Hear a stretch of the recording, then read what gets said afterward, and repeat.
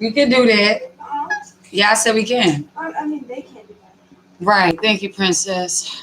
Oh, Father, give me the strength to do this and ease me of my pain. Okay, the banner wants to fall. All praise and honor and glory to a high in the mighty name of Yeshua. I pray you all are doing well out there. Greetings, salutations to my brothers and sisters of the 12 tribes scattered worldwide. As this video is titled, The Religion of Idumea and Its Relationship to Early Judaism. Oh, somebody please bring me a sword. I'm swordless. Can you bring me my sword? Okay. I already did, Don. What was that? Oh, my frankincense oil. Can you get that, son? Oh, don't worry about it. Don't worry about it. You will? Thank you, baby. All right, family. So, after we had our family word, I thought it was important to come on here and share because as the Father had opened my eyes earlier this year when he has manifested his name to me, it also allowed me to see the very things that Yeshua, when he was on the earth, that he rebuked, which was he mentioned in the Gospels, such as traditions of man. And so the traditions of man was actually religion that the men of Judaism formed. So we're going to get into that, family. First, I want to read the scripture. Hey, Zion, don't be too loud now. Okay. I want to get into a scripture that talks about the practices of men, rebukes it. All right.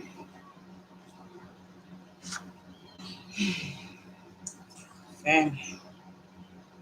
I gotta say a prayer for us women out here. From old Mother Eve, man, I'm telling you. She didn't give us much. I mean, from raising children to bearing the children. But all praise to the Father. He's a Father that helps us. All right. Okay. Let me get that scripture.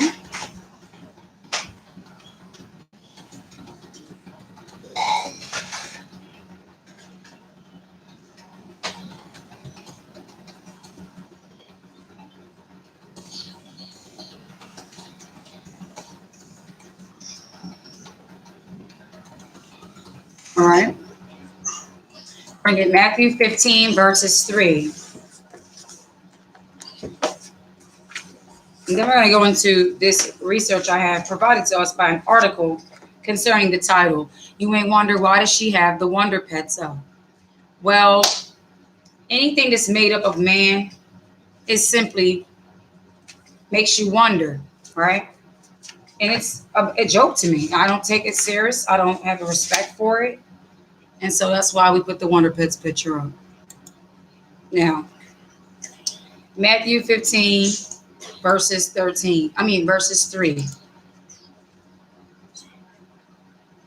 Then I'm going to start with verse 1. Please make sure you're listening. I am. Thank you. Then came to Yasha scribes and Pharisees. Hey! Break it up! I'm in trouble, boy. Okay. Then came to Yasha scribes and Pharisees, which were of Jerusalem, saying, why do these disciples transgress the tradition? Why do these disciples transgress the tradition of the elders? For they wash not their hands when they eat bread. But he answered and said unto them, why do you also transgress the commandment of Ahiah by your tradition? Keep that scripture in mind. Now, I typed and I opened up in my Yasha Ahiah Bible, where we all know, if you don't know by now, that it's called the King James Version, which is a Greek translation. And I saw somewhere where it was basically Idumea. It was talking about Idumea. And I thought to myself, and I said, why is Edom not mentioned in the Gospels, but Idumeans? Well, dealing with Greek. So I typed in my phone, why is Edom replaced for Idumea? And it brought me up to the religion of Idumea and its relationship to early Judaism. Well, if you don't know, Idumea is Edom. Okay? Get that free.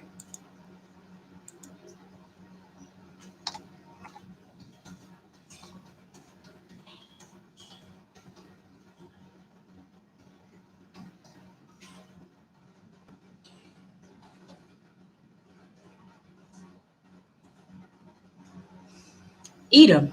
I typed in on my Google, who are the Idumeans today? It says Edom. Edom was an ancient kingdom in Transjordan, located between Moab to the northeast.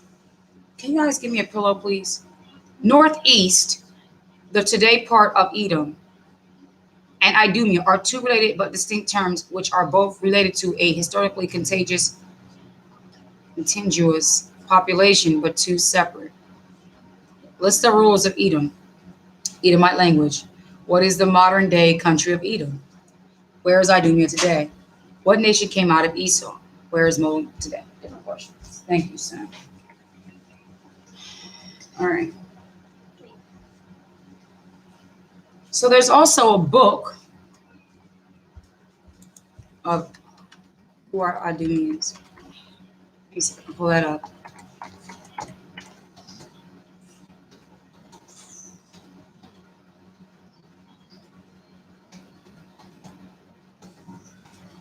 Okay. It's called or I put the books of Idumea. Okay, because yeah, first you type in your Google search, the book of Idumea, right? Books or book, whatever.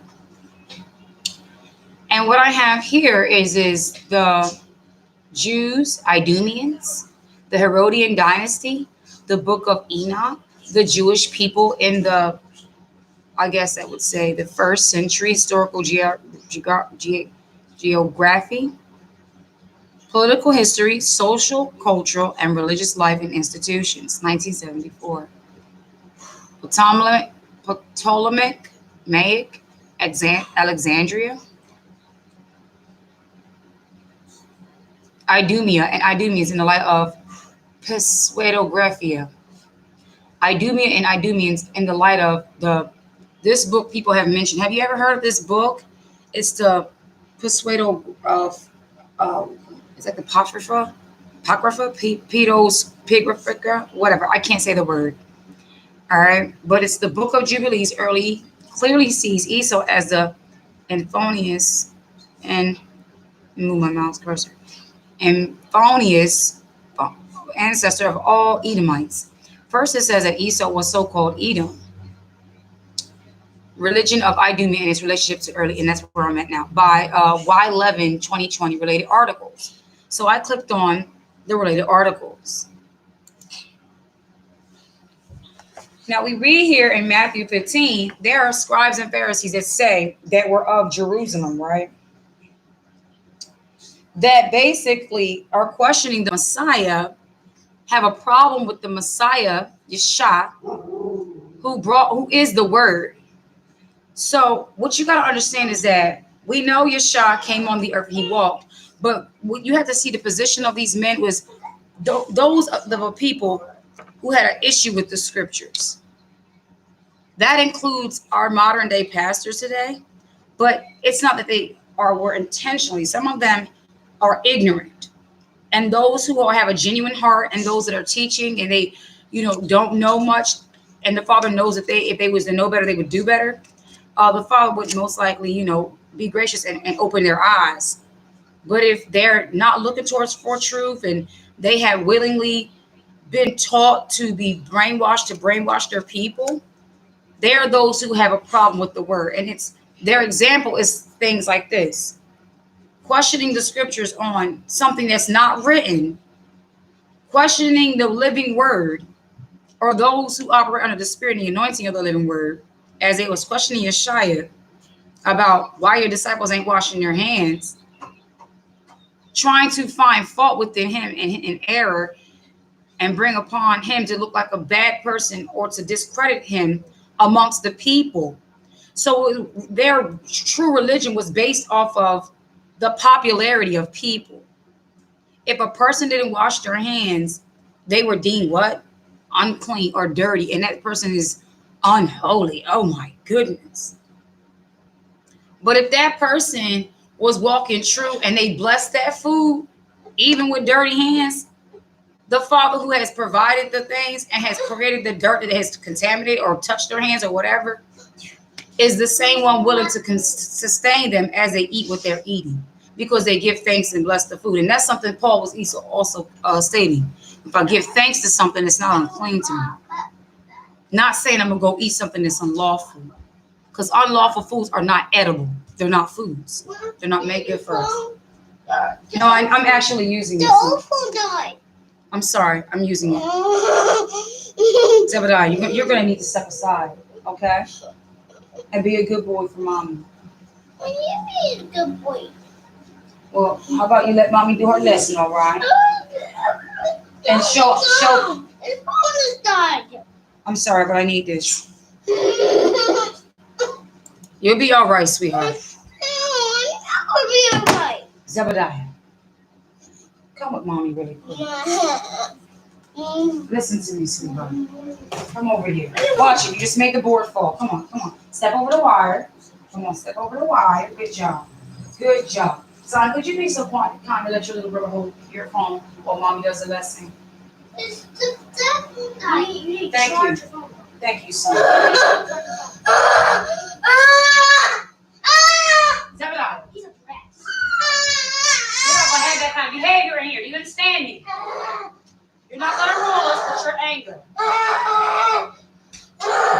You got 4 seconds to shut up. You can wait till your phone starts to line. Something's too long. Don't give me no control of me!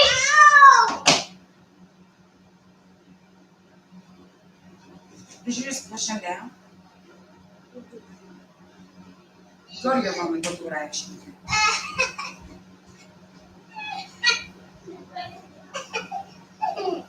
It's not funny, Zebediah. You are now being a disturbance to the word. You're now being a vex and disturbance to the word. And it's not funny. It's not funny. No, sit on that couch. You're done. Come on. Get up. Get up. I'm done. Let's go. Zion, you come out of the room.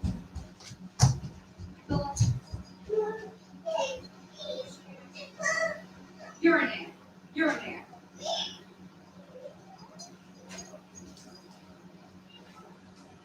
Thank you, Zion, for changing your spirit. I is proud of you.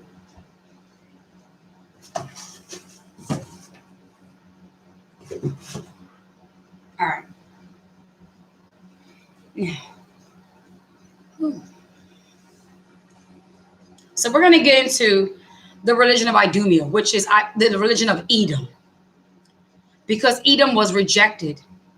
The covenant is no longer acknowledging Edom because he disregarded it he sold it for a pot of lentils and a pottage. So his profaneness was established by his heart being more turned towards his belly than to the oracles of the Creator.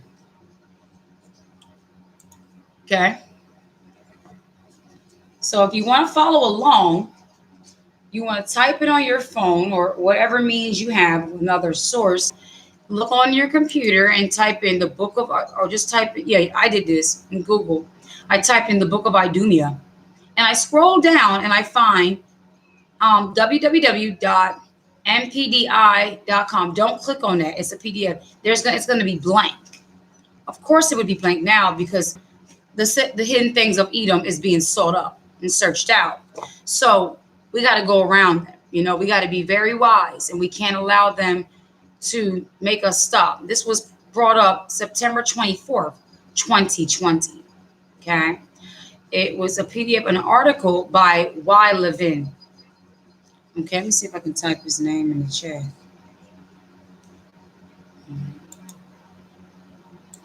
Oh, Father, only you can give me strength. Oh.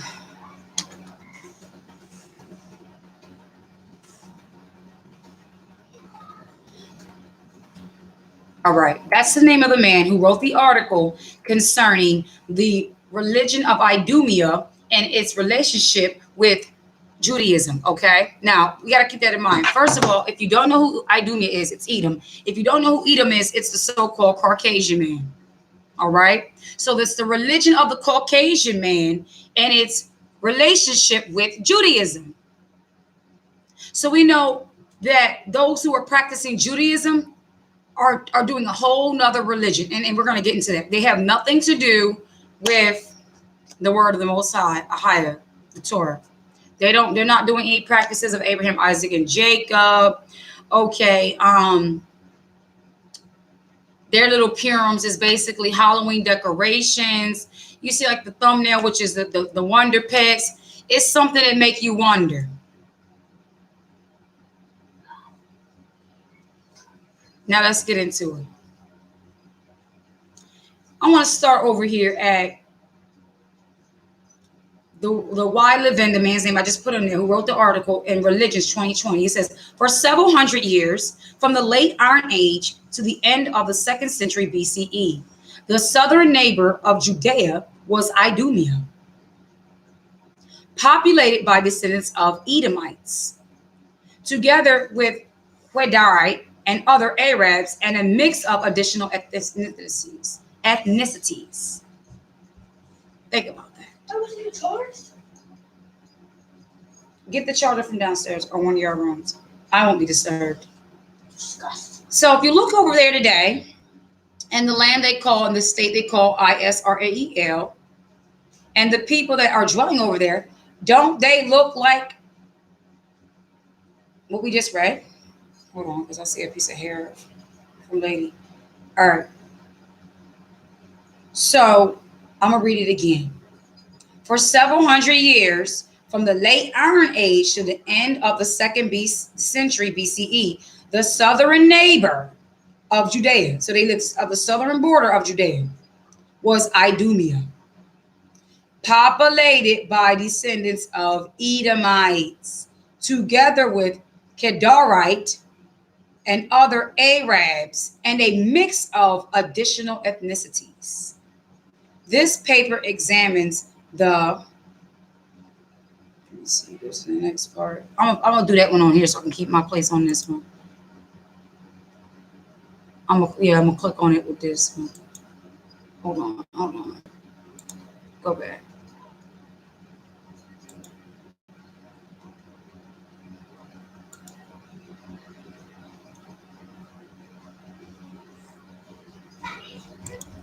Read the articles. Okay.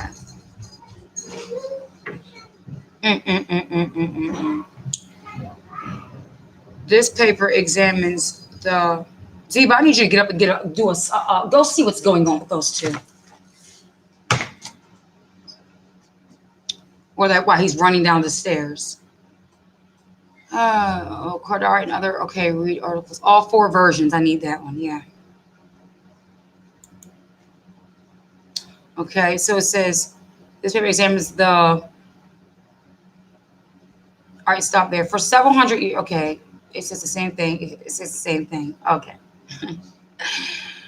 We're not gonna stop there. Yeah, go ahead. Keep your eye out. The Hellenistic origins of Jewish ritual immersion. Underneath the relationship of Idumea, the religion of Idumea, which is Edomites, the religion of Edom, and its relationship with Judaism. Now think about that. That's basically talking about what else is the religion of Edom? What religion has the image of a Caucasian man being exalted and a Caucasian woman? It's Catholicism and also Christianity. And Islam is just basically their Arab ones. That's all that is. Here it is, the excavations at Tel Hevaron. I can't stand their little stupid little V's and the U's and the U's and the V sound. I can't with them. I really can't. Ritual baths and early Islamic remains. The article describes and discusses the results of the archaeological excavations at Tel Hevaron, Pilot 53 during 2017. These were follow-up excavations to the larger ones conducted during 2014 and were mainly aimed towards the completion of the exposure and restoration. See, this is what's getting me mad, is that when you're reading pieces and pieces of stuff that are supposed to be all together, but it's not all together. The Hellenistic origins of Jewish ritual immersion. The present study explores the origins of Jewish ritual immersion, inquiring when immersion first appeared as a rite of purification and what the reasons may have been for this development. Specifically at this time, textual and archaeological evidence suggests that, let me see, I'm gonna try to click on this. It won't show it.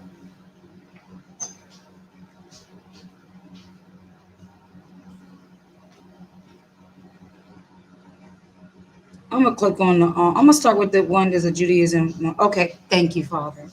There we have it. There we have it. It brought all of it up to me on my phone. There we have it. There we have it. Bear with me. Yeah, we're going to bring this out. See, this is why it's important. First of all, the name of the Creator, the true Creator, the keeper of Abraham, Isaac, and Jacob, is nothing going to be like what the fake Jewish people are saying. Let me let y'all know that right now. If you are still saying the Tetragrammaton, you're probably not going to be able to receive what I'm saying right now, because that deity is planted in your heart. You don't even know it. And by speaking the name of that deity, you pollute the tables of the Most High's holy word. Because his tables is his word. Like he told the prophet, write the vision upon tables and make it plain. So it's his word. And if you are not coming in his name, what he stated was, I am that I am, and by the name of Jehovah is not, I have not been known to them. I don't know what you want right now. I picked the wrong charger to the Opal.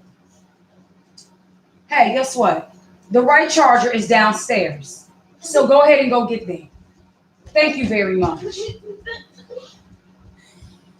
I'm going to finish reading this article because this lesson must come forth. For several hundred years, from the late Iron Age to the end of the 2nd century BCE, the southern neighbor of Judea was Idumea, populated by descendants of Edomites, together with Khadarite and other Arabs, and mix of additional ethnicities. So when you see these people over there in that land, and they call them Palestinians, and the Jewish people fighting, it's no different than what you hear about Edom mixing, because those people over there are not official. They are whitewashed out. Okay? Let's keep that in mind. This paper examines the known data on the identity, especially religious identity, of these Idumeans, using a wide range of written sources and archaeological data. Within the Bible, Edom is presented as Israel's twin. That's what they got. Basically, Jacob's twin, okay? And it's Harsh's enemy. Enemy. But there are hints that the Edomites worship the God of Jacob, while the origins of the Edomite deity Quas remain obscure, as does the process of their migration into southern Judah. The many inscriptions from the Persian period show that the Quas became the most widely worshipped deity. So this is a deity. I'm going to write this name in the chat. I'm going to lowercase this first letter of this name because it is a minor demon. Okay. I'll say minor because it's not the father, so we don't respect it. There you go. Oops. I done typed on the daggone caps. So it's Q-A-U-S. Okay. That's his name. Okay. Became the most widely worshipped deity in the area, even if other gods, including YAHWEH, were also recognized. The Hellenistic period brought heightened Greek and Phoenician influence. The Hellenistic period brought forth Greek and Phoenician influence. Keep that in mind. but also the stabilization of Idumea as an administrative/ethnic unit. Some of the practices of this period, such as male circumcision, show an infinity to they title it Judaism. It's not Judaism. I need to get that clear. The circumcision of the male was a covenant signal, requirement that the father created with Abraham. Because Ishmael was also circumcised, that practice could have been passed down also throughout a religion and was established. Because let me tell you something. These other nations, Ishmael and Edom alone, were both rejected. They did not have anything afterwards. When the father was dealing with Isaac and his children, he kept establishing his word with them. They didn't have continual establishments of the word with them. They chose not to keep the covenant and acknowledge Isaac. When I say they, I'm talking about Ishmael. He was then removed out. Esau didn't want to serve Jacob. It's no different than Ishmael not wanting to serve Isaac. They're in the same boat. We're going to finish. Hold on, my screen went blank. Let me unlock my stuff. All right. What was I at? Okay, Idumea. All right, so bringing the Greek and Phoenician influence, but also the stabilization of Idumea. To be stable. They were trying to be, the influence of the Greek and the Phoenician was to get them stabilized with the influence of their Greek and their Phoenician, of their religion, of that deity. And the something way, okay, that one. All right. Some other practices of this period was such as male circumcision show an infinity to the covenant of Abraham. Or basically talking about Judaism of the time. That's why it's titled here. This paper also discusses the outcome of the Hasmonean conquest of Idumea and the incorporation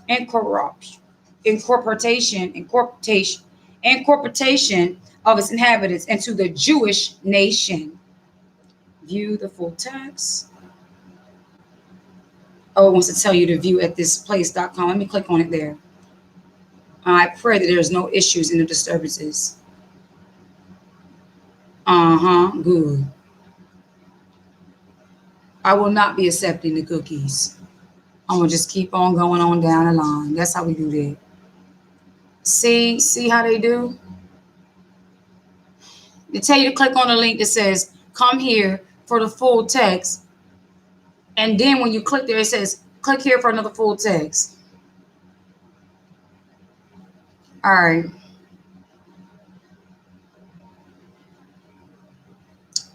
See how they do, family? I'm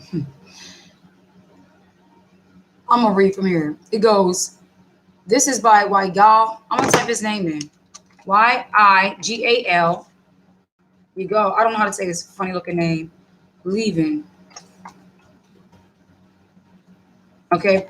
All right. The ISRAL and the Golda, some funny looking Jewish last name. Kashizkiski, Department of Jewish History and Contemporary Jewry, Bar-Ilan University, Ramat Gan something ISREL. So this person basically did research within their own university on religions and how it's the religion of Idumea, is closely related to and relationship wise with Judaism. See, Judaism is something that the fakes made up. That's his name. Majority of the practices, as my children and I were watching yesterday on that Epic's channel on network, whatever, the show with, it's called Up and Running. It was some children who was in an orphanage and they were adopted by 2 lesbian Jewish women. Well, honestly, Jewish persons is supposed to be Jewish, or Judaism is supposed to be a religion. It's not a nationality. So if you are a person saying you are a religious person, lesbian, you don't even make sense. But because it has had to be, but because the people of the book are of if it's a nation thing, they have to look like it's their identity, their national identity. That's a part of their scheme. But it doesn't make sense. It doesn't add up because they're still Idumea. They're still Edom.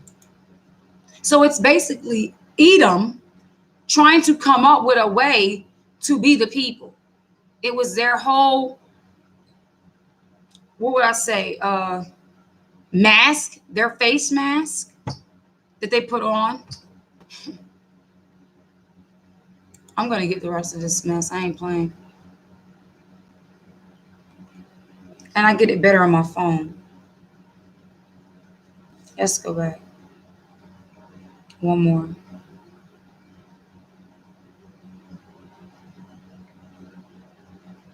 Mm-hmm.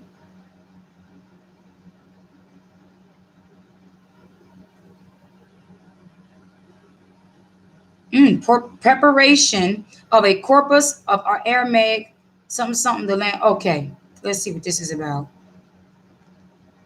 See,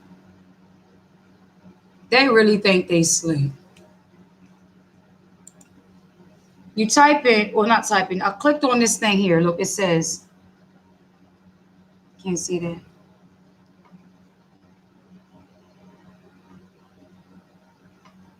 The myth of the Edomite threat. Arab letters. The myth of the Edomite threat. Arad letters. Could that be? Let's act like we have an issue between each other. Or could it be we got an opposed to act like we're fighting over, it's the Jewish people versus the Palestinian people. Is the Islamic versus the, when y'all actually are in the same boat? Because both of your religions are made up. Judaism is made up. It's not coming from the Bible. And Christianity is just their supportive little magic carpet, like from Jasmine and Aladdin, that they just ride on. Felipe Galasume, Colleen, something. You know what? You're gonna stop playing with me today, and we're gonna get to the bottom of this. Chronology of Idumea. Okay, let's see there.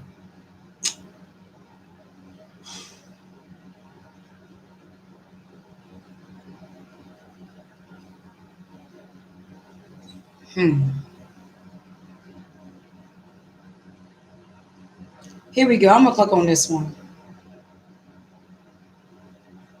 Just once. Let's see. Edom in the fall of, oh, no. That's not what I'm asking for. Edom in the fall of Jerusalem. Esau, the ancestors of Rome. Oh, the Torah.com. Okay.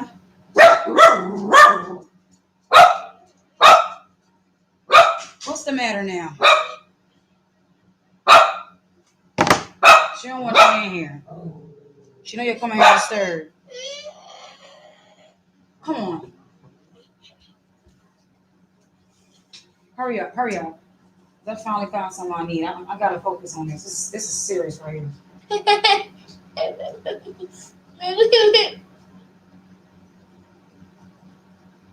Don't take it off no more.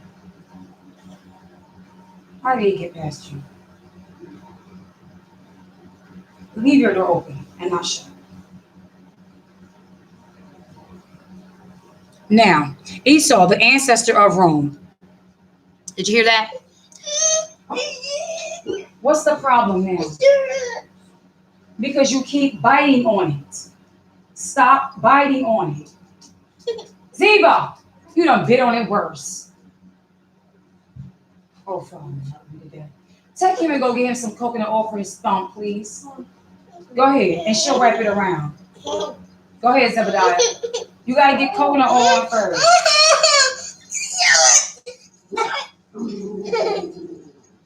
You cannot make this stuff up, man. Stop biting your nails. Because if you keep biting your nails, they're gonna hurt. Why do you do that? Why do you bite your nails, God? Why?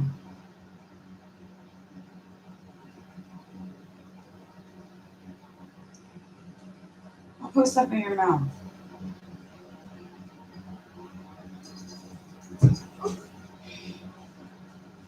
Mm.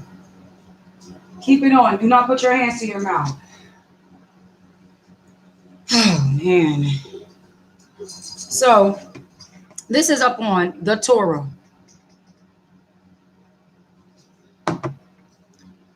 TheTorah.com. Esau, the ancestor of Rome. In the Bible, Esau is the ancestor of the Edomites who lived on Mount Seir, southwest of Judah. So how did the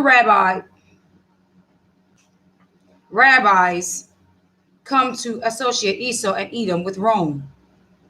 Two main factors are at work here: Christianity and Herod. No. Let see. This is people doing the best they can, trying to understand how the descendants of Edom are tied to Rome. When they tried to play like the Romans besieged the chosen people, but they're the faces. But Edom was the faces, though. See how your lies don't make no sense now. See how stupid you look now, Edom. You were so busy trying to be all the faces at the show that when history is telling a story, your performance is not adding up. This is why nobody likes a liar. This is why the scripture says that we will find out our enemies to be liars.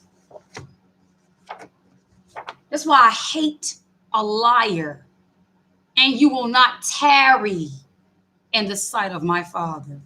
Let me get that real quick.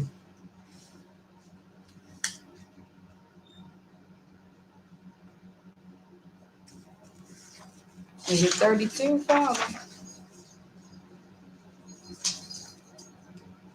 Let me get that scripture where it says we will find our enemies to be liars. I just wanted to get a scripture here and there as I'm reading about these demon dog devils. That's my favorite name I give y'all. Demon dog devils. And why I say dog is because without our dogs, which are sorcerers, idolaters, whoremongers, fornicators, drunkards, and all that, and y'all all that. You Edomites, devils is all of that.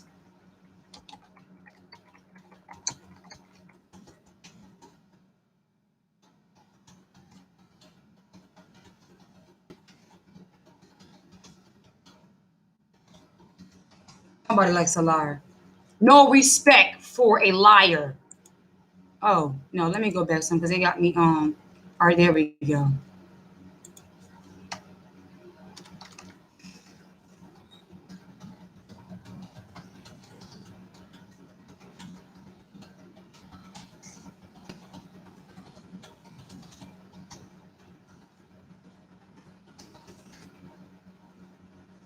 Deuteronomy 33. Right.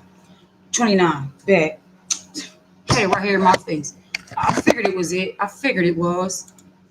All right. Deuteronomy 33, 29. We're going to finish reading this article by Dr. Malka Z. Simovolkovich. Happy art thou, O Jacob, who was like unto thee, O people saved by Ahiah, the shield of thy help. Ahiah, when you read 1 John 1, it says, in the beginning was the Word, and the Word was with him, and the Word is him. So our Father, which is the Word as well, is our shield. The Word is our shield against liars, copycats, frauds, and masquerade puppeteers. And who is the sword of thy excellency? And not only is he our shield, but he is our sword. You can get that in Ephesians with the armor. The sword is the word. And thine enemies shall be found liars unto thee, and thou shalt tread upon their high places.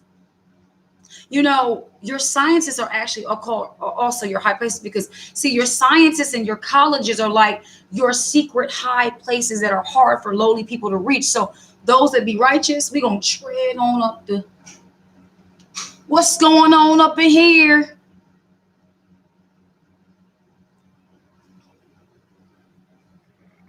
Here's your little picture. I like to put your your condemning mechanisms in your face. Rome was a people who didn't look like the people they conquered. Let's get that let's get that on the table now.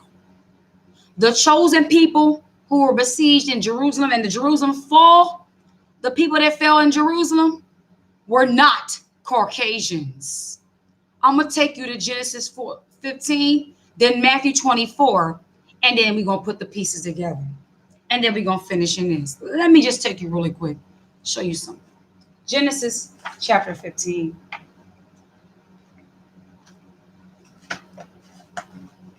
No, this is not cockiness, nor is this air. This is absolute utter disgust and absolutely no temperance or patience or tolerance for liars.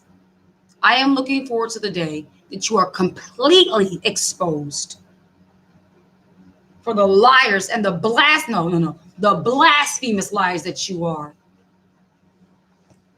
Genesis 15, verse 13. And he said unto Abram, know of a surety that thy seed shall be a stranger in a land that is not theirs, and shall serve them, and they shall afflict. Keep that word in your mind. Say what you want. Count three. Afflict them. Afflict them. I'm going to type that in the chat. Capital. Caps. Afflict. Okay. Afflict them 400 years. Now go with me to Matthew 24.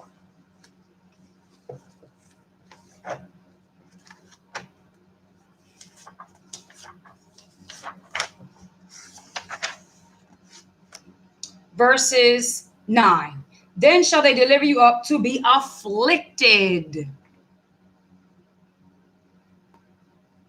and shall kill you, and ye shall be hated of all nations for my name's sake. But see, Edom is identified by Rome, Greece, Spain,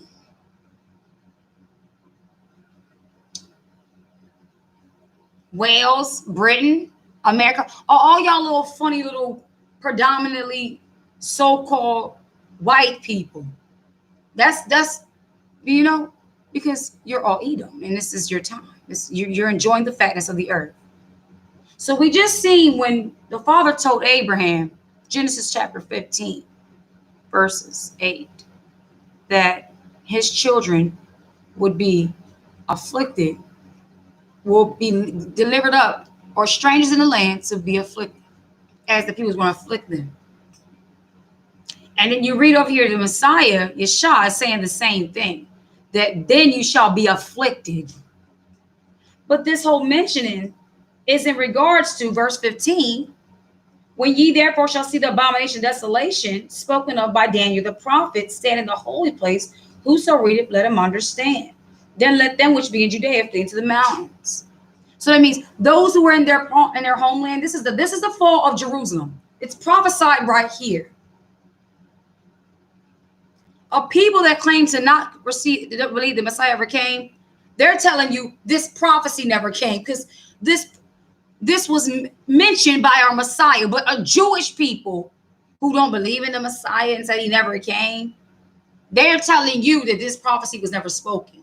But we have it here today, and it definitely happened, because see, the transatlantic slave trade, and not only that, but in Europe.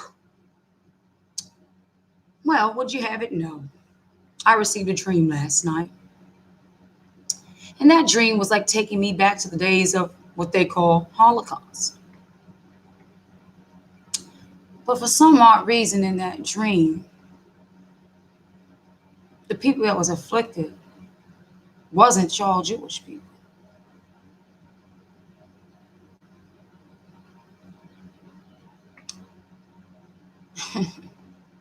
The lies, the lies, the lies. I remember from that series of the Pope putting forth the purity of blood out of Europe, that law, which was the signing and the sealing of the implementation of us being delivered, of my ancestors being sold, and that they could not prove. And the decree was against Jews and Muslims. On the slave ships, there were no Caucasian people who were in chains. And now that we're beginning to wake up as a nation and see that that slave trade is absolutely mentioned in Deuteronomy 28, and he has said throughout the Torah to a people who would be scattered amongst the nations, it would only make sense that that so-called Holocaust against you, demons, liars, blasphemers, didn't happen to you after all. That's really not your story. Just like this word is not your story either.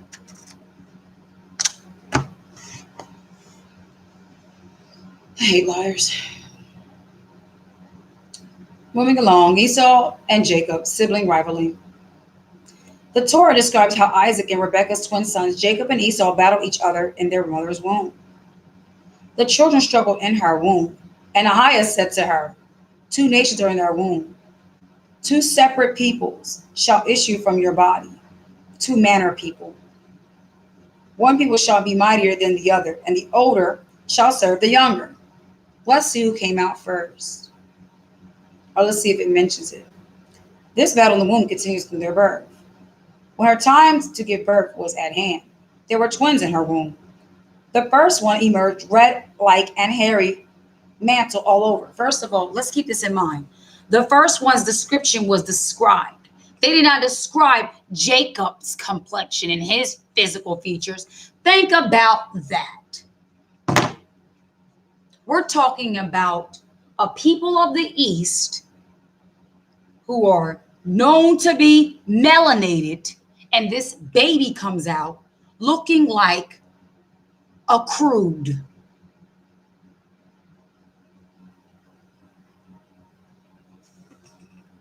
Looking like a cave beast. When her time to give birth was at hand, her twin was in her womb, and the first one merged red, hairy like a mantle all over, and they named him Esau. Then his brother emerged holding onto the heel of Esau, and they named him Jacob.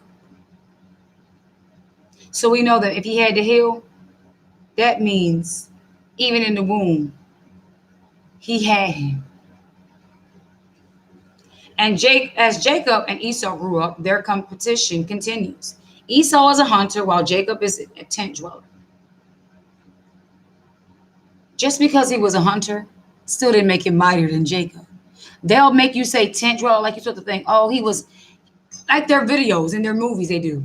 They make Jacob in all their little Caucasian movies look like a simple little, like a physical, flimsy kind of guy. But Esau's got the animal furs on him and he's like big and strong. But did you forget the word says one shall be mightier and stronger than the other? But remember, a vain people who had not the spirit of the truth will not understand what strength is beyond the physical or beyond the flesh. Oh, fools. Oh my mind. Esau returns from hunt. Jacob convinces his exhausted brother to sell him his birthright. Did he convince him? Or was Esau already made up in his mind? Look at here, I'm about to die. And if I can, let me tell you something. If Esau at that time was upon being asked, denounce your God, or denounce the Father, or die, or denounce your father, have this pottage, or die, you know what he would have done? He would have denounced. He wouldn't be an endurer. He wouldn't be the one to be able to be saved. So see that. This is why the Father don't like people who are servants to their belly and servants to their flesh. Convinces his brother to sell his birthright for a pot of stew. In a later story, Jacob finally overtakes his brother twin. No, not so fast. I love it how when Esau writes this, like, y'all just never cease to amaze me.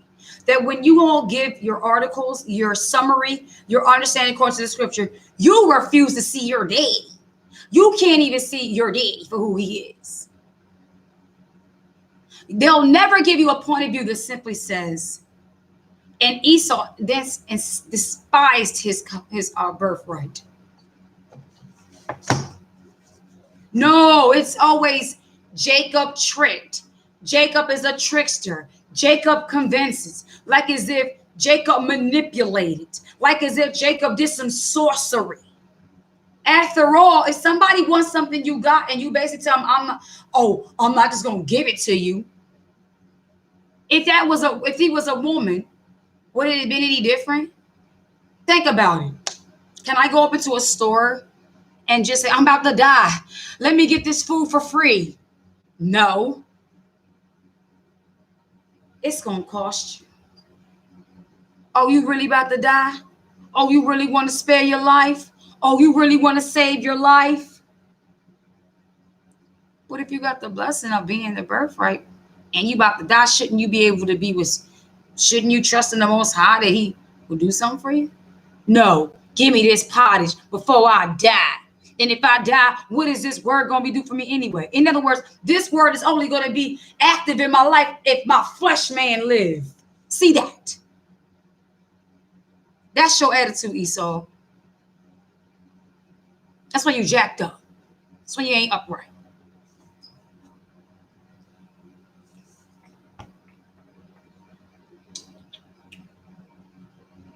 There he goes.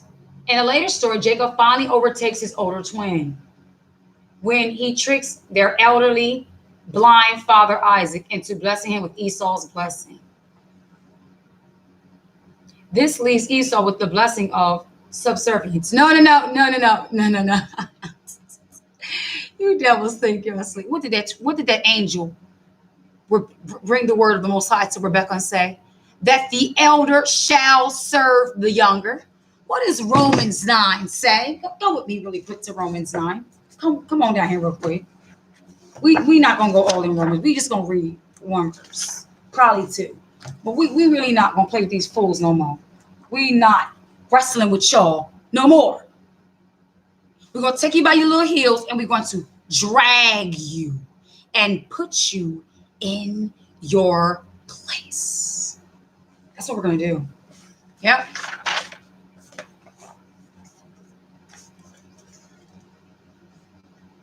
Verse 16 of Romans 9. So then it is not of him that willeth, nor of him that runneth, but of the higher that showeth mercy. Go up a bit. Verse 11. For the children being not yet born, neither have done any good or evil, that the purpose of Ahiah according to election might stand, not of works, but of him that calleth. So it wasn't the work of him so-called being that, what they call trickster. It wasn't him selling his birthright for his flesh. Or what was it? Because it was his heart. So that means Jacob valued what he had over that food, and Esau valued it not, preferring the food. He was laboring for the meat that perisheth, not for the storing up for the church. You know what I mean. Come on over here. Back to this little essay. This leaves Esau with the blessing of subservience to his younger brother. I can hear a Caucasian voice behind this. Esau is furious at his brother's trick, and Jacob runs away to Haran to escape. Now, let me say this for you Edomite demons out there. Somebody tricks me, right? Am I any? And they're painted to be the trickster, but I'm never called a murderer and evil, and shall know why I see the kingdom, because I hate my brother in my heart. So if somebody tricks me, y'all know y'all do around Halloween time, trick or treat. You know, y'all do that kind of stuff. You know, that's your thing. So if somebody tricked me, I go knock on their door and they don't give me no candy. Should I run up in their house and kill them? I shouldn't. That's wrong, right? But that's your mindset though. That's you, Esau. That's what you think. That's what you're doing. That's what you done. That's what you did. That's what you do.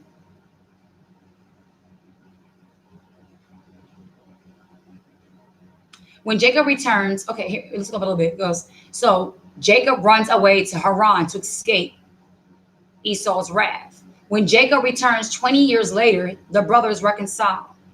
Even so, in the end, the brothers go their separate ways, with Jacob staying in Canaan and Esau moving to Seir. I just want to mention that, though it says Jacob went to Canaan, that's also evidence that Canaan, aka also the land where Egypt was not a strange land. So no, we were not, that 400-year prophecy does not apply to Egypt. Sorry.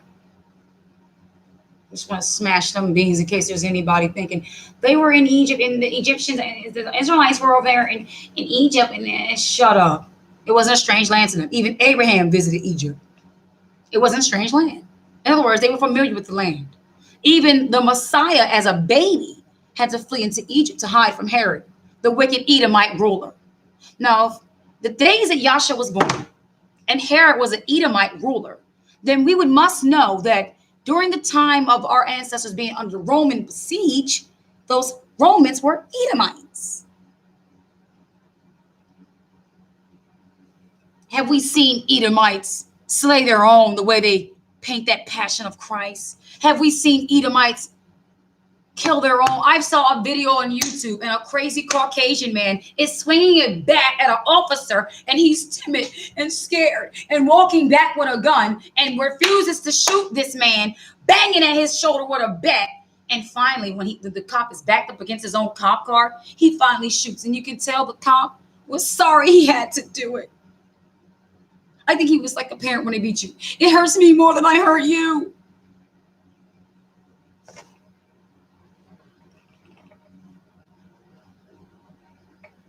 Esau took his wives, his sons, his daughters, and all the members of his house.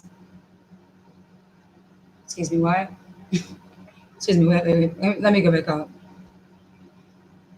The brothers go their separate ways, with Jacob staying in Canaan and Esau moving to Seir in the southern Transjordan. Esau took his wives, his sons, and his daughters, and all the members of his household, his cattle, and all his livestock and his property that he had acquired in the land of Canaan.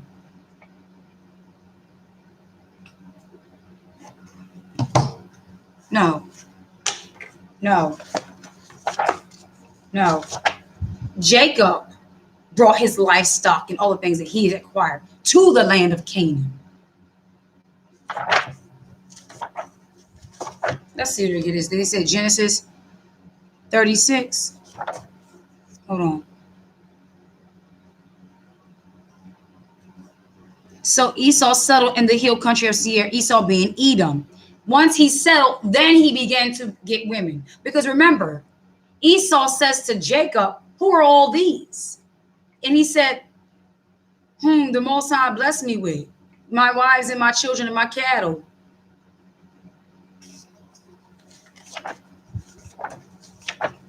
When you lie, you just can't stop lying like you breathe. It's just ridiculous. Well, I swear, like, I hate liars. I swear I do. Genesis 36 verses 8. Yeah, this is talking about where Edom's well and settled.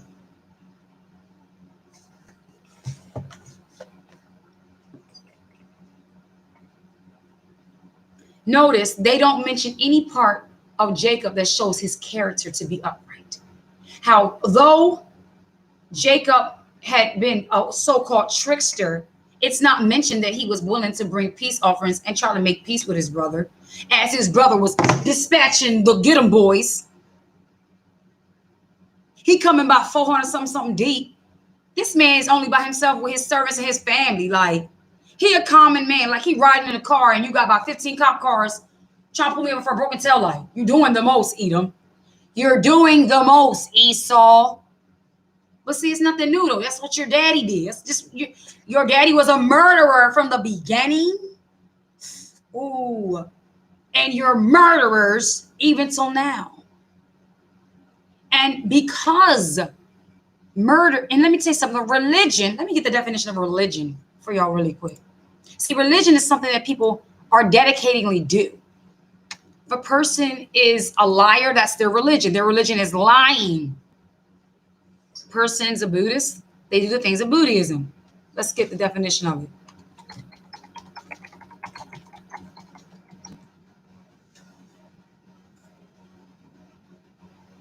The belief in a worship of a superhuman controlling power, especially a person or god or gods. So if a person believes in themselves, if a person says like Joel Osteen, catch this one. I believe I can have what I say I can have. I make myself a god. I am my religion. Did you get that? So if a person believes in their lie to the point where they keep lying, their lies become their religion. That's what Edom did. And that religion became Judaism. And also these little things here. All these little things. See that? Made up. There goes Egypt. There you go. Whatever the crap that is. Oh, Chinese people, Judaism, Islam, Christianity, whatever else that is. Another little Asian one. See that, family? Yeah. That's religion. The belief and in a worship of a superhuman controlling power. Not a being above, or especially a personal God or gods. See that? A particular system of faith and worship. So, faith can be identified as I believe, right? If I believe I can fly, see me running through that open sky, I'm going to fly. But you're not going nobody's way. Jordan. On some real stuff, Jordan. What fallen one did you identify with to go get your beliefs and make them manifest? By what strength did you, what source of power did you seek to make all your fellow brothers worship you? Because Michael Jordan is like a god to some people who esteem to go into the plane and the realm and the pool of the religion organization of what he mastered, which is the NBA. And then when their masters, the handlers, white mommy and daddy, get done with you, they sacrifice you. Or if you choose to want to stand up for yourself and probably come for Nike like Kobe was planning on doing, a helicopter might crash. If somebody had a problem with that because they have a pair of Jordans, oh, I'm sorry about that. I don't care. I really don't. I'm not here to, I don't worship man. I don't believe in worshiping man. And I don't believe anybody else should. They are called to worship the Creator and spirit and in truth. That's where I stand on that. Now, so it says Esau took his wives, his sons, and his daughters, and all the members of his household, his cattle, and all his livestock, and all the property that he acquired in the land of Canaan, and went to another land because of his brother Jacob. Okay, well, that is true. They did separate. Because when Jacob came, he was outnumbered. It was too much for what Jacob had for Esau to dwell. That was Esau's mindset of, I don't want to be living around them. I really have no peace in my heart towards him. I can't stand to see his blessings. Like when a successful melanated family moves into a neighborhood of a bunch of Edomites and they got nice stuff, I kid you not, they get sick to see the blessings or the prosperity or the abundance or the positivity or the support and the success of Jacob. They can't stand to see it. I've had a neighbor, when my husband treated me to my third row seat truck, she refused to come outside. She wanted one so bad. She refused to come outside, and she's always been coming outside walking her little dog, and she didn't come out that day. Closed her blinds. Then the following day, I'm on my way going to take my son to get his haircut. She comes to the door because she realized it was being too much for her. She just stand in the door. She just standing in the door at the screen and was like, I see you got a new car. Of course, I know you see. I know you saw. You Edomites just can't stand to see Jacob be blessed. Because you know where our blessings come from. You want us to be licking up at your feet for us to receive crumbs and chitlins. Although the texts about Jacob and Esau are ostensibly speaking about individuals, each brother represents an ethnic and or political group that resided in the Levant in biblical times. I don't know what that is.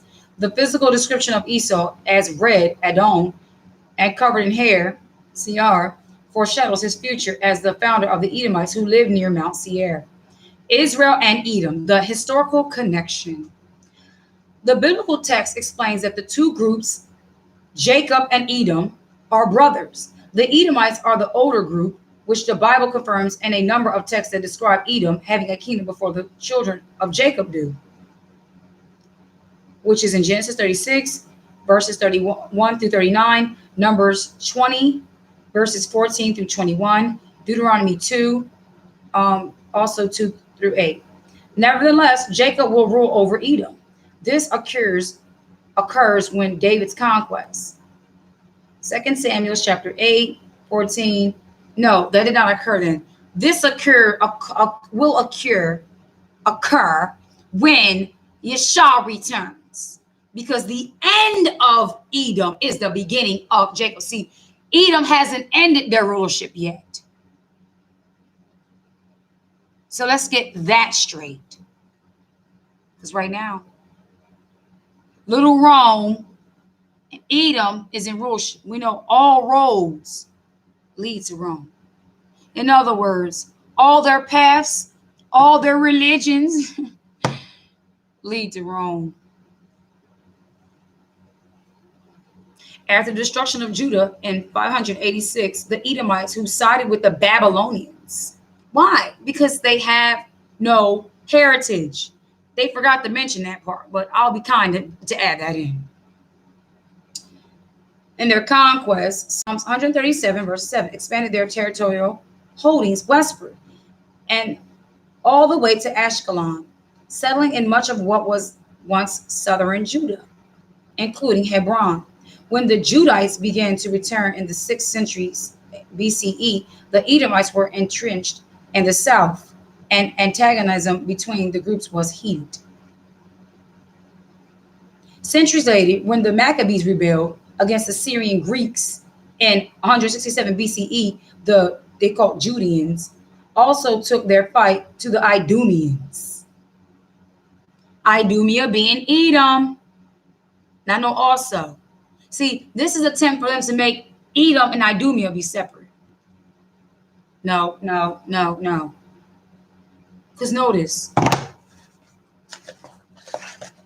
you'll probably read Herod. Let me see. Herod, does it say the Edomite? Let me see. Hold on.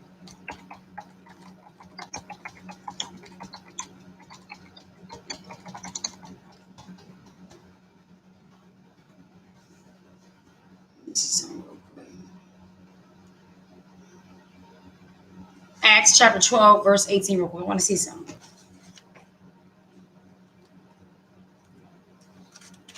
Well, right here, it's John.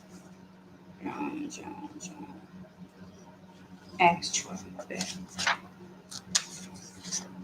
12, 18. Oh, that's 13.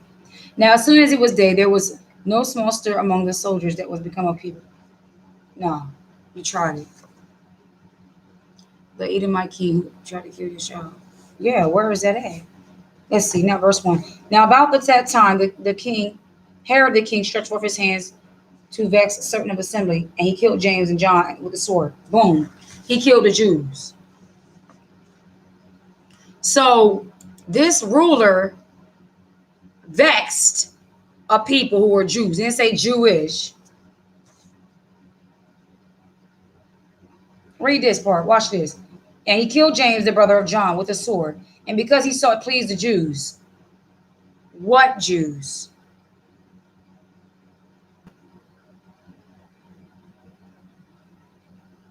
Was it really the Jews or was it some Jewish people? Was it those pharisaical demons who were over our books? Like your colleges and your theologian schools are our modern day houses of Pharisees and scribes. So who now, if they want to establish a church, do they have to go to? Well, I really don't have to because I am the temple. So I don't need no recommendation.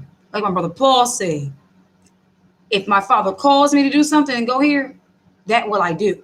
But if a person say if I was like asleep, not well person of certain things like, concerning the scriptures, and I want to have a church house, I would have to probably get a loan or open a building and things like that to become what they call it, non-tax. Well, they say way of saying, in order not to be taxed, you gotta come to me. I'll give you your non-tax exemption. I'll give you your 501c3 card. I'll give you your pass. But remember, if I make you not be taxed, got some rules for you. It's amazing how those who are teaching so-called religious things are not to be taxed, or them trying to acknowledge, don't tax, I guess, whatever reasons for that behind the spiritual things, and give everything to the Most High or God, whatever they call it. But yet, in the days when the Messiah was on the planet, he still was being questioned by paying taxes. Boy, they funny. I tell you, they funny. Let me carry on. In other words, you might not be paying taxes, but where your money going though?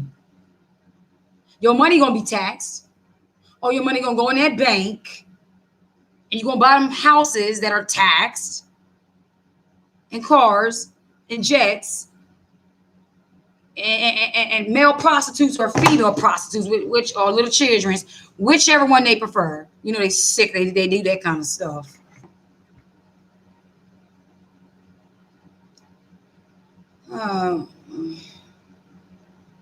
Edomites were entrenched in the south, and antagonism between the groups was heated. Centuries later, when the Maccabees rebelled against the Syrian Greeks in 167 BCE, the Judeans also took their fight to the Idumeans. First Maccabees chapter 5, verse 65. Nets with adjustment. And Judah and his brothers went out and made war on the sons of Esau, in the land of the south. And he struck Hebron and his daughters and tore down its fortresses and burned the towers all around it. Even that was supposed to make our people look like demons. But when Esau was fighting us, none of his characteristics was identified here. They have not given you not one thing. No, it says when Jacob came, Esau just took his children up. Like Esau was, let's just go, children. Let's walk away. Like, stop trying to paint him stop trying to paint Esau like he the innocent one here. Like he a goody two shoes. With his raw meat having self. His raw meat eating heaven behind. Check this out though. Over here in Acts 12, right quick, verse 3. And because he saw it pleased the Jews, he proceeded further to take Peter also. Then were the days of unleavened bread. They try to say the Jews as in all of the house of the Jews. No, it pleased the wicked ones. You got to be able to see Esau's agenda concerning our word. While he planted tares in our word, he has formed, and while we were sleeping, we were falling asleep and walking in our sleep, he was establishing and reestablishing and making solid and getting stable in his false religion that upholds Esau. Because our strength was our word. And by crippling our strength, it has allowed us to be limped. We are here limping while they're upheld. Rather than him being the servant he's supposed to be, that one is limping, you uphold and help, you cause a hindrance by affecting our strength. Because Ahia is our shield and our buckler and our sword. So when an army talks about their strength, they brag about their weapons, their tactics of understanding of war. Esau, who was a mighty hunter. What does that mean? That means he was very wise in how to hunt. I'm going to study something. Oh, you won't leave that word alone, huh? You love him so much, huh? All right. I'm going to come over here and I'm going to infiltrate your word then. I'm going to plant some stuff in your word and I'm going to have you going dizzy then. And you ain't even going to see it. And then the only one that's going to open your eyes is your father. Let's see if you open your eyes then.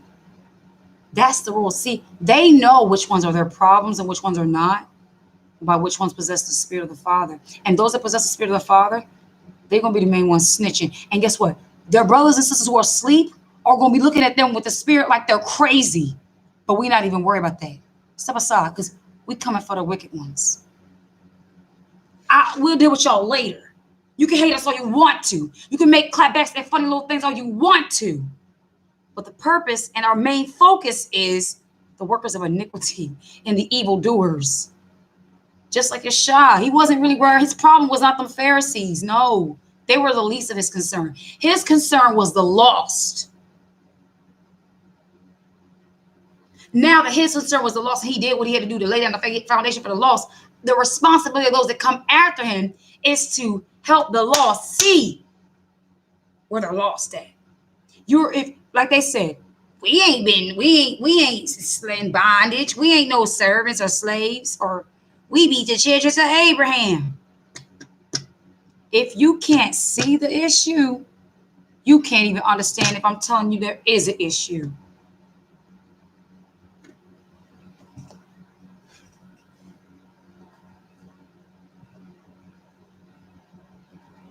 After the establishment of Judea as an independent polity, the horse Hasmonean high priest, John Hycrius, whatever. It's a U.S. Them funny names, them ugly looking vowels. 134/104 BCE conquered the Idumeans and forced them to convert to Judaism. So this was, let me read that again, because that was very important right there. After the establishment, now mind you, they just talked about Judah in the Maccabees era defeating the sons of Esau. Pay attention. Then they go, after the establishment of Judea, which means after the children of Judah destroyed Esau, they were what? Being able to establish. But they're making us look like the ones who enforced and converted Idumeans to be into Judaism. Did you catch that? I'm going to read it for you. After the establishment of Judea as an independent polity, I'm going to type that word in.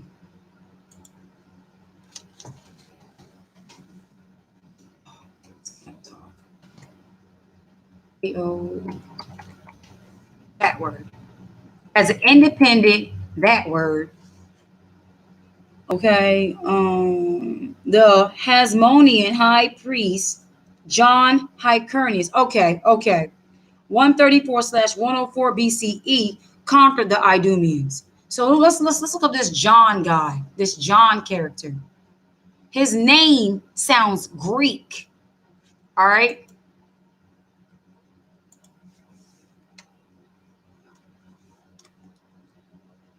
JOHNHYRCANUS. A high priest. Conquer the Idumeans, right? All right, so he just looks like basically a modern day Palestinian guy. John Samson was a Hasmonean leader and Jewish. Hold on, let me bring this down some. Look at this.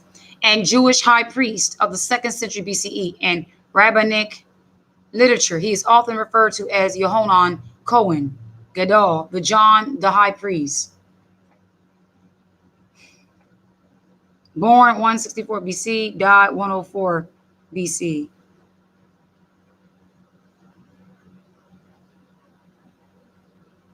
I don't even know how that makes sense. How are you gonna be born in 64 and then I guess the numbers went down? I don't know. Archolobus, Arconius, Alexander. They all look like um what would you say? A Jewish, let's see, John. Let me see. Hold on. Take the picture off of there. So a high priest ruler of a Jewish nation. Of a Jewish nation. See, now they're trying to paint, you gotta be able to catch these little things, family. Jewish is not a nationality. Okay. When you say Jewish, that means to pertain to a Jew.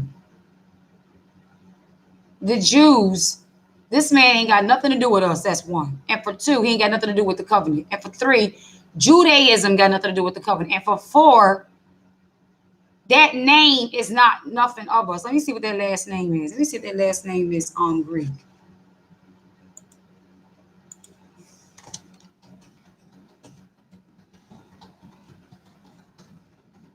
See, they try to say a Jewish man, John something, something, something, Yehonan, some ancient Greek, Romanized, something, something, something, was a Hasmonean Maccabean leader and Jewish high priest. In other words, he was a fake minister, okay? A priest of folly, okay? That's what the Jewish people are. They're priests and made up religion. It's all made up. All right? Because see, when you think about Edom religion, they have a lot of them. They got Catholicism, which is a face of a white pope. Okay, you can call them Italian. I don't really give a John Brown, but your flavor is you're white. Okay, you got Christianity, white Jesus, white Mary. You got, for those who don't want to believe in a deity, Santa Claus, Easter bunnies, the pumpkin with his head off. They're all white. Okay, then you got four, Islam, their little neighboring whitewashed babies, their little friends. Okay, Muhammad, who basically couldn't read or write. See, all of that stuff is made up. It's all of Edom. Notice majority of all religion is not authentically coming from the mouth of the creator. Edom's behind it. Let's finish reading the Edom and Rome. The basic sketch of the relationship between the politics of Jacob / Judah / Judea and Edom / Idumea during the biblical and Second Temple periods indicates that Edom was that word right there. Let me get that definition of that word real quick. Hold on, let me see what this word is all about.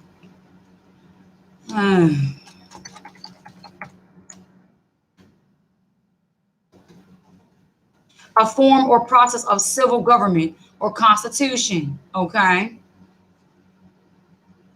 So when Edom was a form or a process of a civil government, when they was forming their government and their what you call it, we know what they were established by, because Ahiah established the nation of Jacob by covenant of the commandments, statutes, and his judgments. But Edom's idea of rule and establishment was based upon his own self and his own religions. All right. So it says his own government that ruled from the Mount Seir area from Wald al-Hassab, southeast of the Dead Sea in modern day Jordan, and southward, eventually extending eastward to Ashkelon. So if we read this, it's saying Edom was established and was ruling by Jordan, all these prominences where our people was dwelling at. Pay attention, pay attention. Misters want to be the victims and the rulers. Y'all better stop playing with me. Y'all was nobody's victims. I'm gonna read it. Edom was a governing system established that ruled from Mount Seir area, from Wadi Ahassa, southeast of the Dead Sea, in modern day Jordan and southward, eventually extending westward to Ashkelon on the Mediterranean coast. So when our people were taken from the west coast of Africa, majority of our people have Mediterranean bloodline. Like I'm gonna just say like this here. My mom and my dad are blood type A positive. When you do a research on your blood diets, it will tell you from what area you stem from. So the blood type A positive is Mediterranean. Now you think about that. Both of my parents are Negroid with both of them have the same blood type. My mom's from the north, my dad is from the south. Yeah, both of them have the same blood type. Both the blood types are Mediterranean. When you think about the Mediterranean coast, and these people were ruling it, and our people were taken from the west shores of Africa, it wasn't just Africans over. They had jurisdiction already set up in those areas where if certain people were under their rule, which was the African tribes too, had to be like, yeah, we need protection against these people, so we'll trade these people. Don't take us, because we fled through there as the king told us to. When you see all these things happen, when you see these soldiers coming, you better flee. So millions of our people scattered out, and majority went to west. When you think about safety, you want to probably get close to water, because if you on landmass, you like gated in. At least you could get on water, you can sail somewhere else, or it's easier by the coast for travel's sake, because you survival bases upon water. Let me take a deep breath.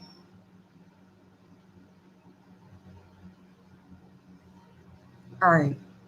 Extending westward to Ashkelon on the Mediterranean coast and northward up to Hebron and the Second Temple period. And yet rabbinic, they always making some words up, Midrash associates Esau and Edom with a completely different geographical area. The city of Rome in the Italian peninsula,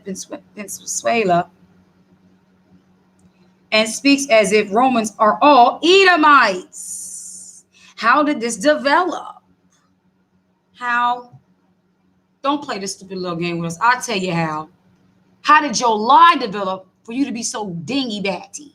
That's the question. I'll tell you how. The hidden things of Edom is being sought up by the awakening of Jacob through the spirit of the quickening of our Father. That's how. I believe that the two main factors were at work here: Christianity and Herod. To understand the development of this rabbinic interpretation of Esau and Edom, we need to look at a parallel process of allegorizing Esau, which begins with the Jewish, Christ-believing, Hellenistic Paul of Tarsus. Early Christian readings of the Jacob-Esau metaphor.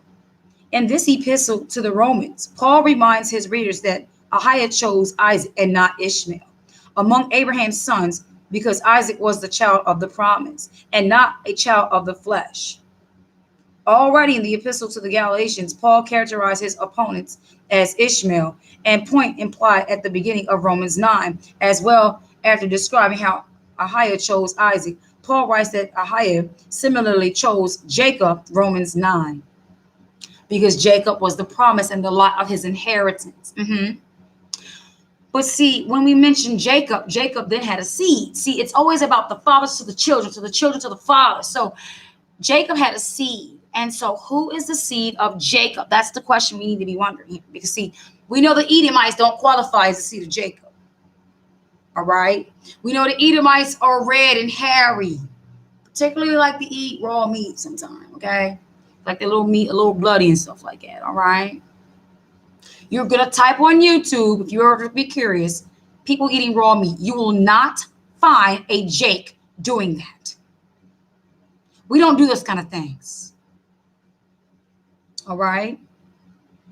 So after describing how Ahiah chose, right there, in Romans 9, 10 to 13, when Rebecca, had conceived children by one husband, our ancestor Isaac, even before they had been born of or had done anything good or bad, so that Ahiah's promise of election might continue, not by works, but by his call, she was told, Genesis 25:23, the elder shall serve the younger. right. As it is written, Malachi 1:3, I have loved Jacob, but I have hated Esau. Oh, yes, it's written. By tying the choice of Jacob to the choice of Isaac, Paul implies, but does not state outright, that his followers should be identified with Jacob and his opponents should be identified with Esau. No, no, idiot. No, dead one. No, not born again by the spirit of my father one. What it's simply saying is that, first of all, because Paul also identified, he said, I am a child, I'm from the child of Benji. Okay. He is definitely a child of Jacob. That's what he said. He didn't say, he said, I'm a child of Jacob from the tribe of Benjamin. Let's get this true. Because when somebody would figure out who you were in your lineage, you had to go by the progeny of your fathers. You had to cast lots by your fathers. So as a nation, we would all say a child of Jacob, like the woman at the well. Are you greater than our father Jacob? What he was implying here was those of the promise are like Isaac. See, Ishmael came from the flesh of man coming together. The father told Abraham, I'm going to give you a seed, and he made that child manifest. The promises that the father gave us are going to how he's going to make them manifest, not us establishing our kingdom, kind of like something you mentioned in this article concerning Edom. See, they established their rulership. They stole and took by stealing, killing, destroying. Their place was supposed to be in Mount Seir, not beyond Mount Seir's in the Mediterranean coasts and all this jazz. It was supposed to be in the darn clefts of the rocks. And his heritage is laid waste for the dragons in the wilderness. But did he do that? Habakkuk the prophet said he couldn't stay in his place. So with that being said, understand this. Those are the promise, are those who the Father has chosen, elected, and has planted, and is establishing out of Jacob. Because there's so many of us, yet a remnant's going to make it. It's only his chosen out of Jacob. Esau's not nothing to be. Yes, Esau is a problem. Of course, you can identify of him being fleshly, because that's exactly what the John Brown he is. But it's important to get this. Esau hates and said he can know why. No, the Father hates flesh works, those who operate in his word concerning flesh, and those who are not born again, like an Esau mindset, who would sell out his word for vanity or to save his own self. He that shall to save his life shall lose it. He that loses his life for my sake shall gain his life everlasting. By tying the choice of Jacob to the choice of Isaac, Paul implies it does not. No, I ain't reading that nonsense again. Epistle of Barnabas. A few decades after Paul, in the late and first of all, why are they mentioned? Well, see, they always put Paul on the chopping block for their excuse of errors. And Peter warned you, if you are unlearned in the law, leave Paul's stuff alone. Majority of Edomites, you are automatically unlearned in the law because it has not been revealed to you. Why has it not been revealed to you? Because we're just not waking up. So it's just not being revealed unto Jacob. So you don't know nothing. Your Jewish friends can't tell you nothing. They made that up. See, the Hebrew word is shut up. They wanted to manipulate the nations by a language when the Father has put confoundment in the languages. Where is that at? Is it Psalm 55, Father? Should I get that really quick? Psalm 55. We just read this rising and it put me in the mind of it. Psalm 55. You gonna be all right? Don't start. He's allowed to walk around here to and fro if he won't. She act like she bougie.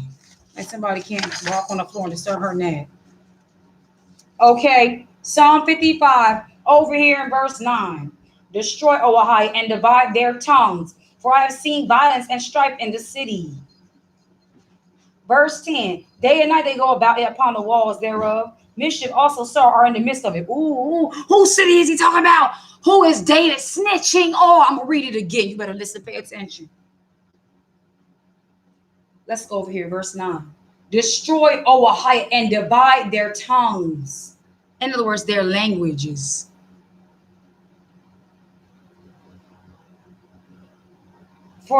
For I have seen violence and strife in the city.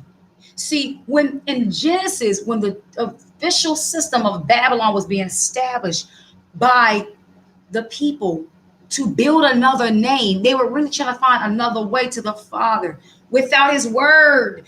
Because when Yeshua said, when you believe on my name and you believe on me, even on my name, it's tied to the word. The name is the identifying door opening key to his word being manifest to you. So when the Father brought confusion of faces upon their languages, he stopped them from trying to find a way beyond his word and let it be known. If you think by language, you're going to continue this work, you are crazy. But by my spirit, which is my word, because my word is me and I am spirit, John 1:1.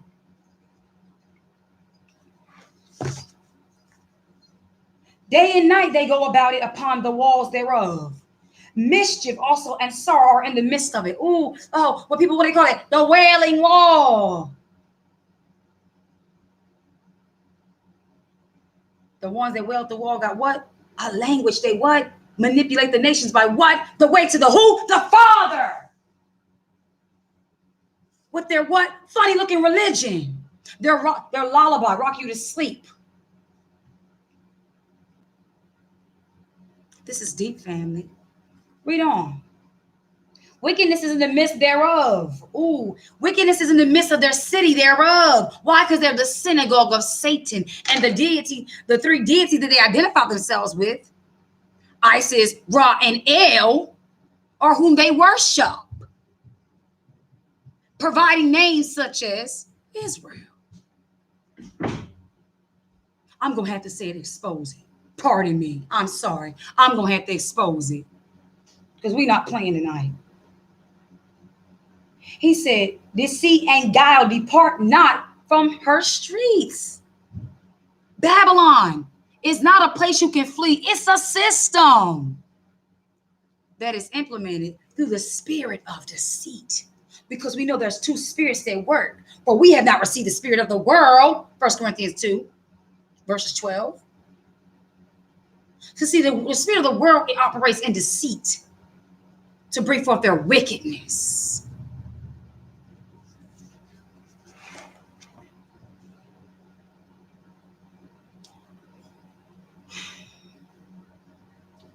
All right, a few decades after Paul in the late 5th, 1st, or early century CE, the author of the Pedonius letter, whatever that word is, I'm not sure, letter known as the Epistle of Barnabas, a work that was considered canonical by some sects of Christianity. Let me tell you something. Remember, let me get that. Alexander the Coppersmith. I need to find what a coppersmith was. I mean, I figure he deals with copper, but I just want to get a better understanding of something really quick. Because see, Paul exposed him. What does a coppersmith do?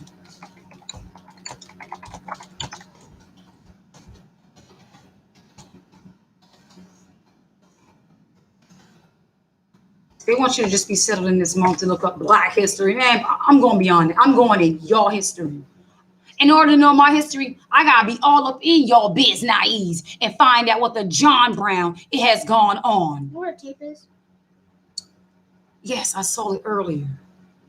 Right on the kitchen counter. Right by a can opener, baby. Who was Alexander the Coppersmith in the Bible? Yeah.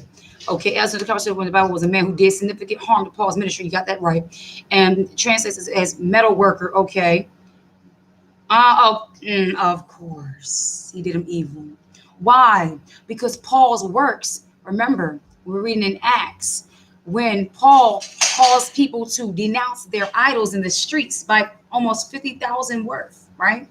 So a coppersmith and another one was like, we got to do something with this man. So the evil he did was probably brought up some force, some charges against him, like say, like we were doing Yeshua, or how they're going to be bringing false charges against us eventually, talking about we're hate speech, we're extremists and all this, and we're trying, whatever their little funny looking lies and accusations are.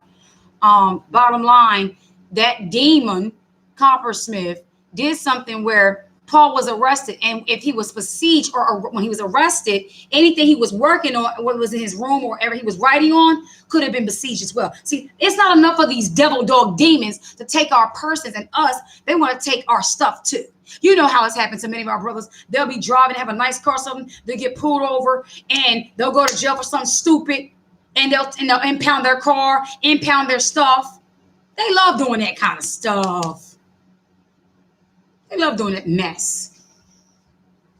So what I mean by what I mentioned bringing that is, by doing that to Paul, they want to only have given people something that can help make him not look too good or discredit him, which is only give for his gospels letters, and then work off of testimonies that others wrote concerning Paul's acts.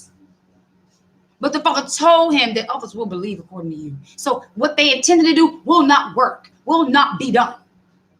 Though they may dig a ditch, they're going to fall their funny looking ugly selves in thereof.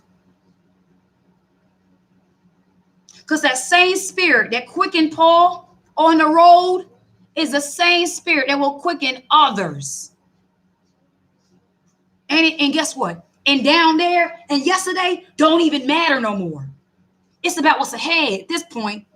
You can talk about yesterday all you want to, and they're not going to hear you. Because the spirit within is like, keep going, my child. Keep pressing, my child. Keep seeking me, my child. Do this, my child. Now here, child. I got you. Fear not. Because see, all these devils got is a sword.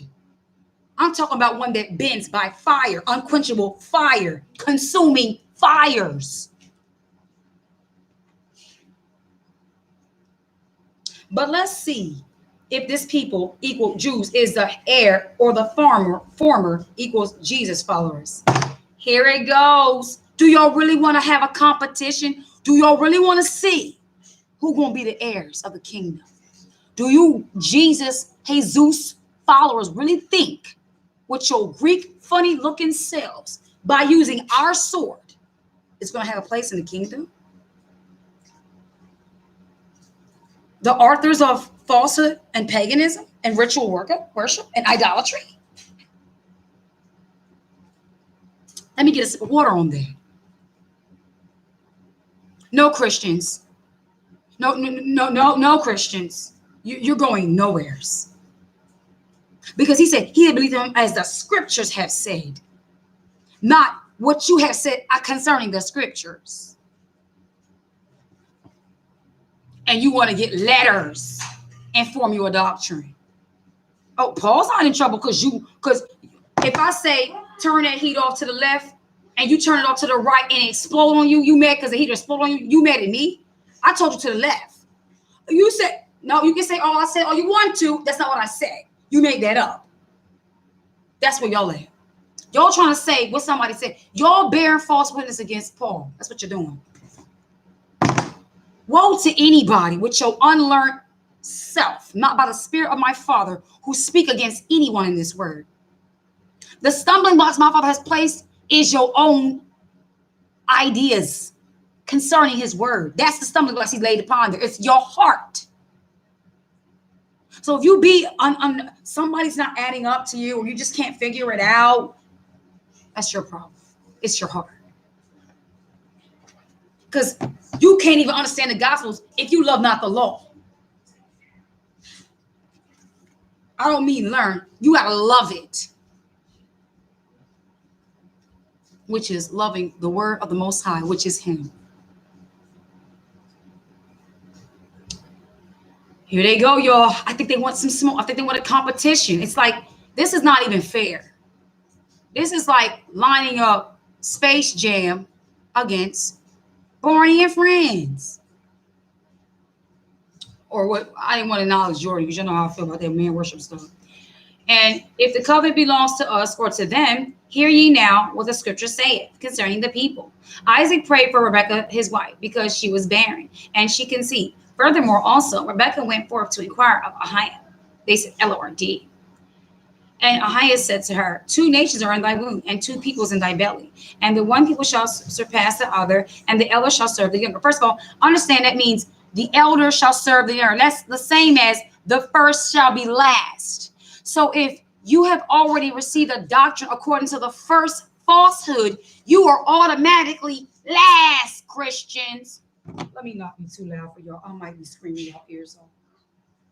Christians.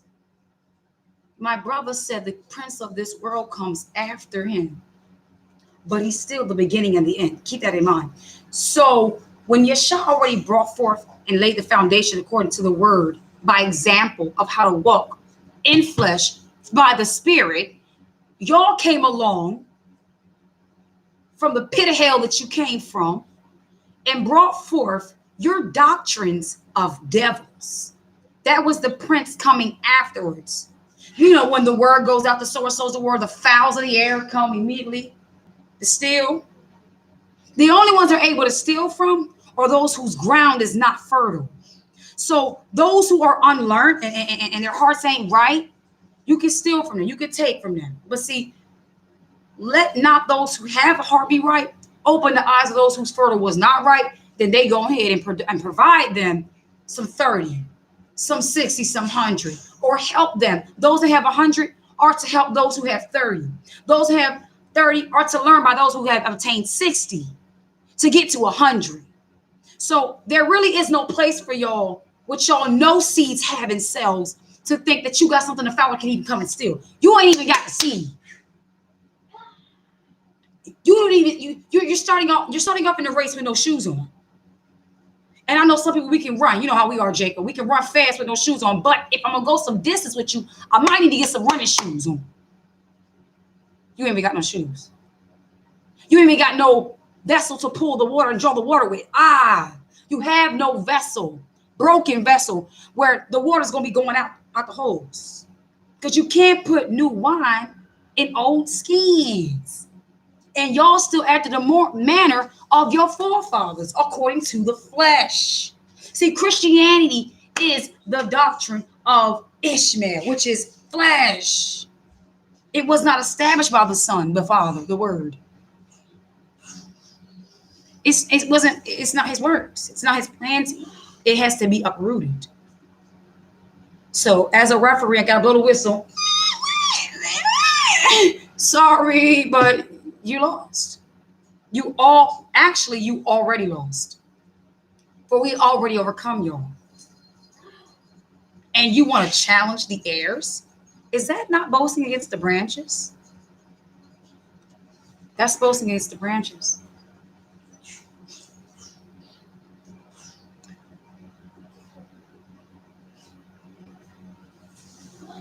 It's disgusting. I can't believe this. They went through all this to simply say, well, let's see which ones will be the ones that get the kingdom.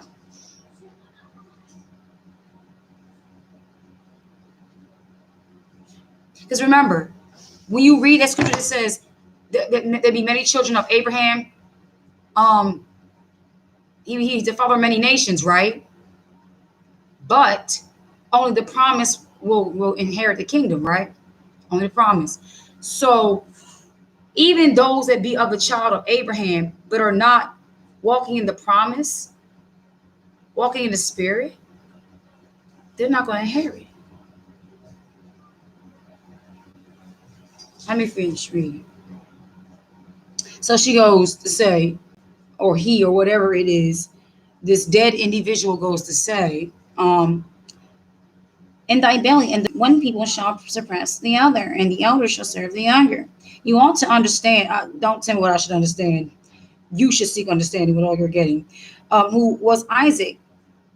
Who Rebekah, and concerning what person he declared that his people should be greater than that. Here, Barnabas implies that Jesus' followers, the younger group, are Jacob.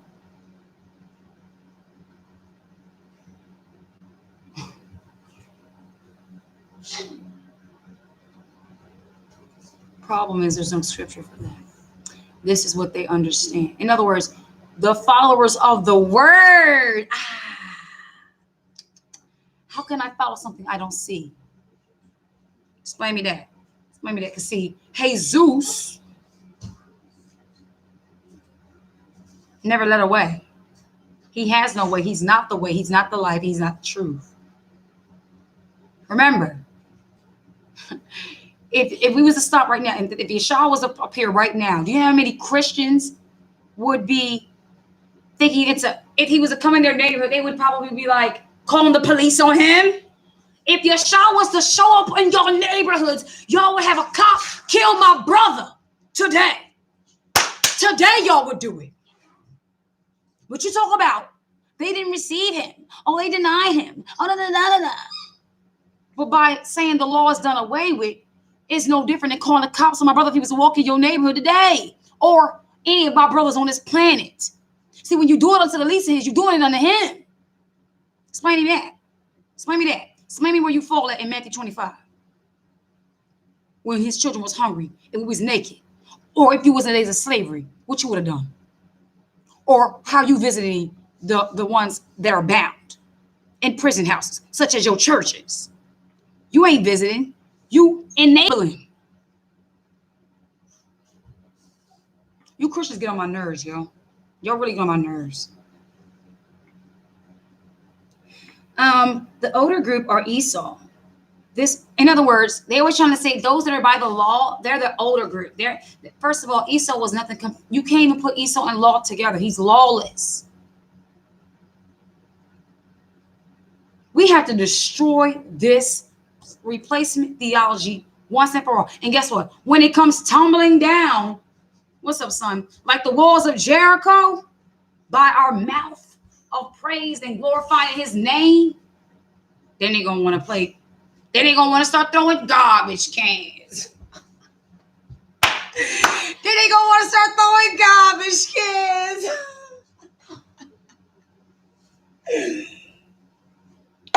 They're going to want to start cheating.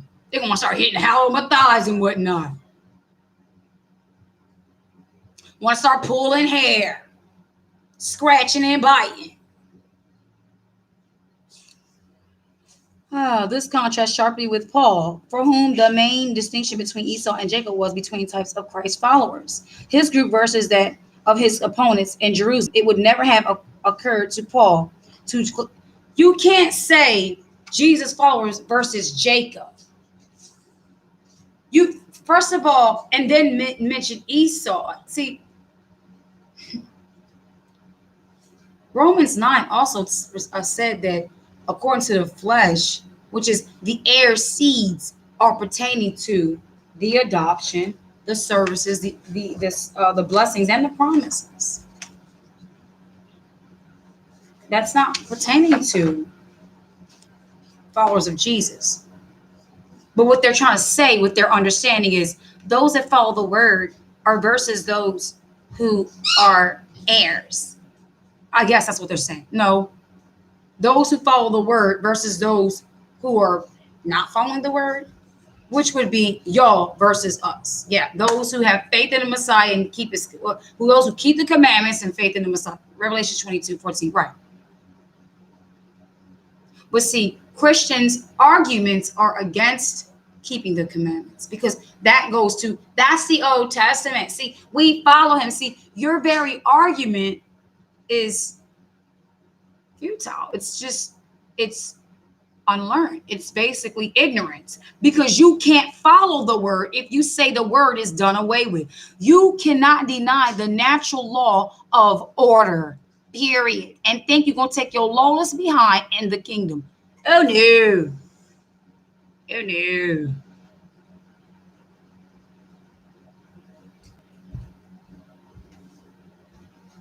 Well, it's by faith, and remember, it wasn't by works. Guess what? It means not that my works justify me. It's not the works of flesh. It's the work of the Spirit through me that's going to have me fulfill the law. See, he that's in me, I no longer live. I'm dead. Paul said that too. He that lives in me worketh in me. For that when I'm weak, I am then strong because he is the one. So even in things I'm doubting in, I'm lacking in, he's going to pick up the burden and carry me the way through in. But he ain't carrying nobody who tells him on his back, you ain't real. You don't exist. Your grace is sufficient for me to just do what I want. Chomp chomp on a pork chop. Chomp chomp some crab legs. Go to the seafood fest. You devils is crazy. I can't deal with y'all. You're devils. You are a devil.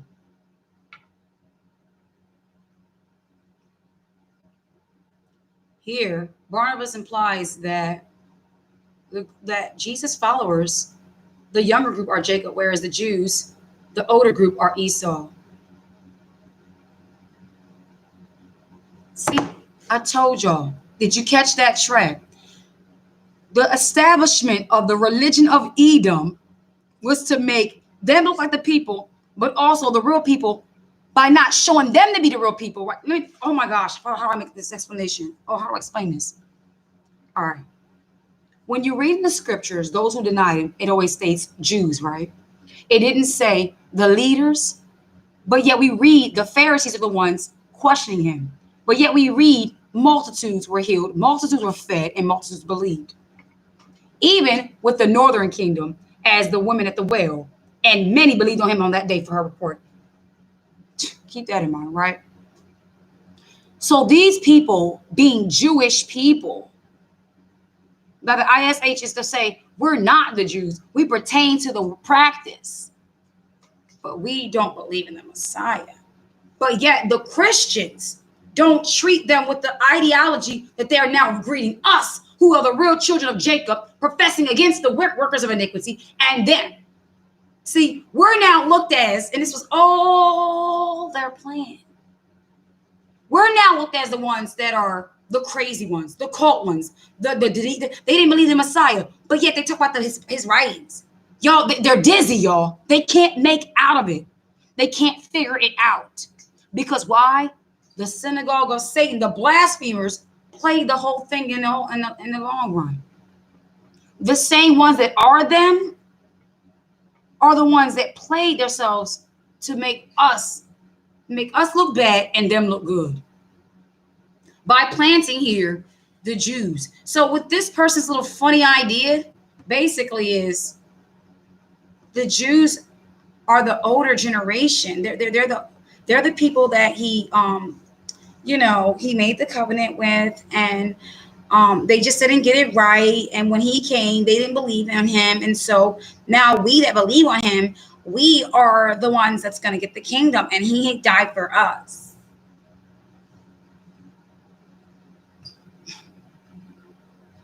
For one, are you following as he did? Are you following as he led? Are you keeping the Sabbath, which was a custom he kept? Are you keeping Passover, which is a custom he kept? Are you following the commandments? Or are you here to do the works of him that sent you and not speaking your own words, which was something he did? You're not doing none of them? Oh, okay. Well, you're not following them then. It's quite simple. You're not going to tell me, oh, this is done away, the boom bow. In Ecclesiastes 12 tells us the conclusion of man is to fear the Creator and keep his word. And Revelation 22:14 states that if you keep the commandment, for blessed are those who keep the commandments and have faith in the Messiah. See, their faith in the word is allowing them to have him work in them to keep his word. They're not the ones going to be telling you, when Father said, be perfect, Abraham. I can't be perfect. No, look, they're going to be the seed that fulfilled the covenant of their father, Abraham. They're going to be the generation, the fourth generation that comes back. Genesis 15. We're going to be the ones in 1 Peter 2:9 that show forth his praise, was once a people, but not a people. See, that idea doesn't pertain. See, there's scriptures that speak out against that understanding. Simple as 1 Peter 2:9. Since you want to talk about those of the Jews are the old. Ooh, who wrote this lie up here? She did a good job putting her name out on there. Sounds like a Sally. Genesis 15, verse 16. But in the fourth generation, they shall come hither again. For the iniquity of the Amorites is not yet full. Verse 18, in the same day I made a covenant with Abram, saying, unto thy seed have I given this land, from the river of Egypt unto the river. That's another thing. Y'all looking to follow Jesus to the sky. But our King said in John 17, I would let you not take them out the earth, but you keep them in the earth. So your king don't look like the king in the scriptures. That's all I'm saying. His group versus that of his opponents in Jerusalem. Oh my gosh. So now everybody in Jerusalem is bad people. But yet a new Jerusalem is coming, which means the birth of his nation being new, born again, is coming. And they don't even see us. We're the bad guys. We're the bad guys, everybody. Wanted. Have you seen people righteously keeping the commandments, abstaining from fleshly desires? Wanted, dead or alive. Dang. Sick.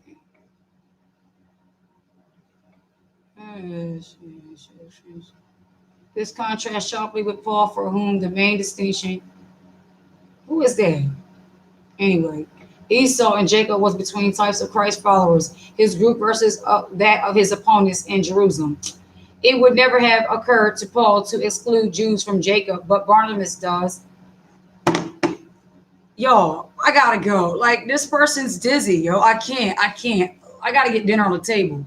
What is it? 3:31? Yeah, I ain't gonna be able to do it. I'm not gonna be able to do it. I can't. It was real. We're gonna finish this. Just let me get this dinner on the table. I am willing. But we're getting deep here. We got to finish this. I'm gonna charge my phone too.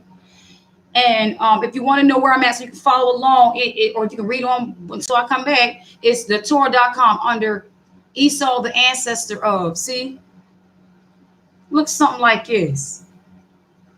With jolly lies. She probably was fresh under her little tree, her mistletoe with these lies. Fresh from keeping Christmas. Saturnalia. And it goes into the Tertulians against the Jews. See, when he said hated by all nations, Edom being one of them, we ain't just hated by Edom. We hated by their religion. Dang. Even your religion don't give us a fair chance in your movies, though. We don't even get no face recognition, though. The narrator, white. The images, white. The Romans, white. Egyptians, white. Dang. But where do we feature? Like the Lion King, he said, just listen to teacher. I know it is sorted, but they'll be rewarded. Okay. Yeah, I'm gonna find a good place to stop at where she lying at. Basically, all right, so I'm gonna finish this last little paragraph of her defending Barnabas, right? And isn't that interesting? Because Brother Holly from Ahia's house was mentioning that the YAH, the Yeshua name is actually Barnabas, or something to that extent. I'm not quite sure how, but I believe, in other words, they chose Barnabas over Yeshua. So they chose a murderer and a thief or an upriser over the word. So they are uprisers, but they are trying to be uprisers by a more dainty way. I'll tell you that you're not the people by just saying, well, see, in scripture, by my sorcery, you've been replaced. Huh? Yeah, see, because according to this, that, and the third, 4 hours later, sorcery, witchcraft.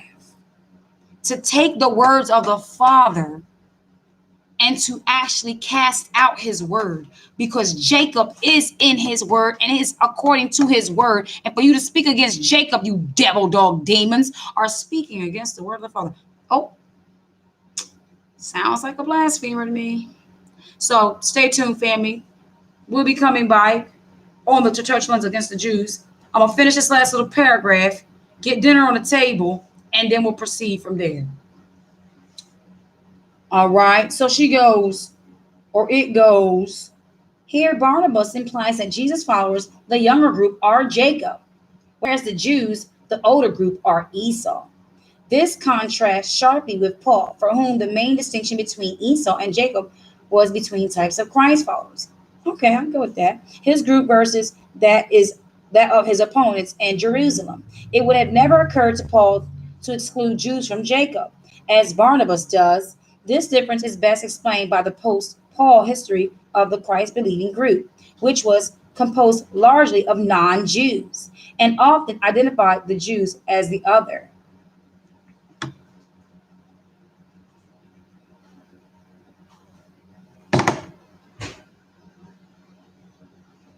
First of all, a Jew is of the southern kingdom. Here's this one, Christian. You ain't ready for this one. Just because a person's not a Jew, don't identify as a Jew, doesn't make them of the seed of Jacob. I think you're in trouble now. Yeah, you're in for it now. See what happens when you unlearn? And you not only think it's just law, but it's also history over there. It's called something like Kings and Chronicles. Something y'all don't know. It's gonna get you in trouble. I love you all, family. I'll be back in a second. Pray you all have a remaining great day of your day. I'm getting this dinner done, and once I'm done, I will proceed in the name of Yeshua, which is the Savior, the true Savior, the beautiful, melanated, true King, Negroid, black, woolly hair, austere, strong, powerful, voice of many waters, skin of burnt fine brass. Not no faggot looking, effeminate, bony looking demon dog devil crossed on a cross with his Victoria's Secret gown and his wet and wavy hair, Brazilian bundles. His Brazilian bundles, 10 inches, okay, probably 14, 12 inches. I'm having fun with y'all, King. I'm going to crucify y'all image like y'all crucified our King. That's what I'm going to do with y'all. Ball him up like a piece of paper and throw him right back at you so you can have him. Love y'all, family. Peace and blessings to you. Take heed to yourselves that you be not corrupted by these devils out here with their false images and their false religions. From the Edomites, that are the devil's kids, the enemies, devil demons, filthy bastards.